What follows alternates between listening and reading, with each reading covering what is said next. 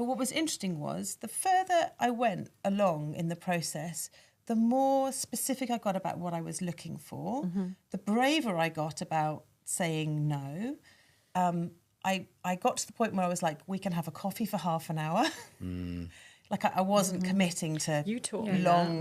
me that. Yeah, from bad And how mistakes did you on my go? own. There were interviews, like we're just going to coffee interview first, you know what I mean? Yes. Before you've got a date. Absolutely. Yeah. And then so have a coffee and see if there's a spark, see if they can And not hold a too long going conversation. backwards and forwards before the coffee. Oh gosh, that Yeah. yes, yeah.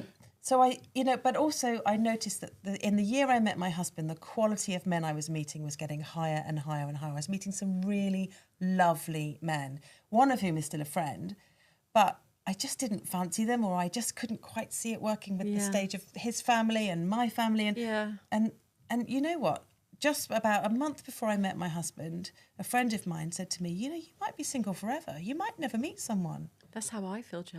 Yeah, but what it did was make me think, oh, no, actually it was more like 6 months. And what it did was make me think, oh yeah, she's right. There might not be someone, so I better get on and enjoy the life I've got.